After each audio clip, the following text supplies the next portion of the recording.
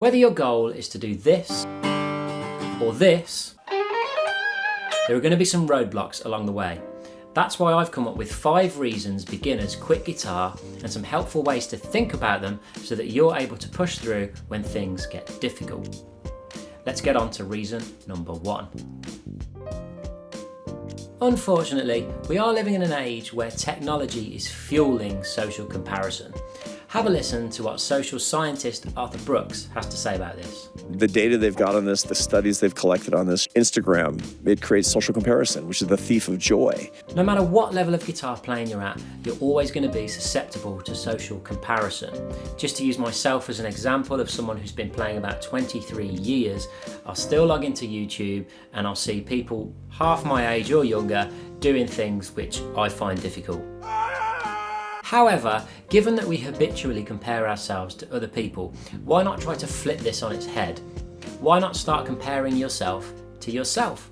We've all heard the saying, don't compare yourself to somebody else who they are today, compare yourself to who you were yesterday, something like that, right?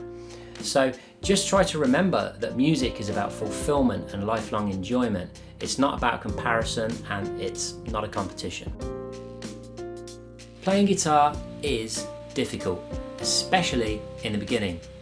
We're not talking about days and weeks here, we're talking about months at least just to get a handle on the basic principles of guitar playing, if not years before you'll be competent enough to sing around the campfire, let's say. From the very beginning, it's best to accept learning the guitar as a long-term commitment and track your progress over longer periods of time. It's very difficult when you're zoomed right into your own practice to see the progress each day that you're actually making.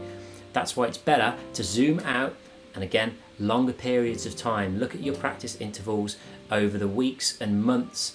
Maybe film yourself, that can also be helpful. You might then find yourself more satisfied with the results.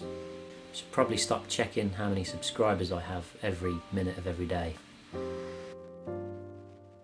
Beginner guitar players do have a lot to contend with. Finger blisters, finger coordination, what guitar are you going to buy, where are you going to buy music, what music are you going to play, how long you practice for, finger blisters, where you buy music, what music you play. The list seems endless, but don't forget, you're ultimately here to play the guitar and enjoy your journey. Don't let go of the fun side. Assuming that most people watching this video are adults, there's a point that rarely gets talked about, and that is hearing how bad you sound and why that's actually a good thing. We all know that the best time to have started guitar was when we were kids, right? When our brains were like sponges. However, kids generally don't have a very good handle on the quality of the sound that they're actually making. They're in a state of blissful ignorance. As an adult learner, you do actually have a distinct advantage because although it may feel painful to be aware of the bad sounds that you're making, the kind of pain you wouldn't have felt as a child because you were in a state of blissful ignorance, that pain is only a reflection of the fact that you are in fact a mature adult learner. So you can turn that on its head and use that maturity to your advantage, because every time something feels or sounds wrong, you can work towards correcting it independently or with the help of a teacher. This is a big reason that people quit. You have to stick with it long term, and your practice has to be regular. This again comes back to checking in with your progress over longer periods of time. Why not film yourself today and then film yourself practicing in 6 months' time and see if you notice the progress? And I'll be totally honest with you, if you don't think you can do this regular commitment, then maybe you need to reconsider whether the guitar is actually for you. I had an inquiry just the other week and someone was inquiring for guitar lessons as a Christmas present for their husband. And I said, well, is he willing to commit bare minimum of 2 months, that's 8 lessons, and then will he be able to do every week for an hour on an ongoing basis? And she came back and said the answer was no.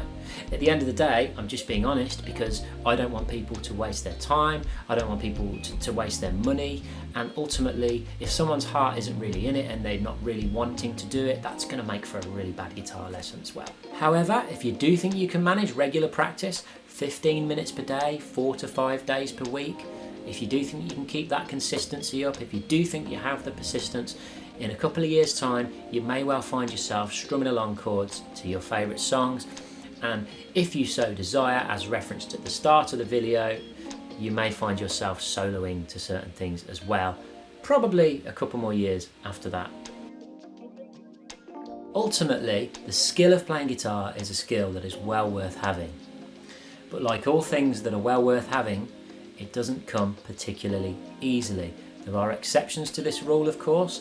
There are 1% of people, or some really small percentage of people, that will pick things up like that. I hate them as well.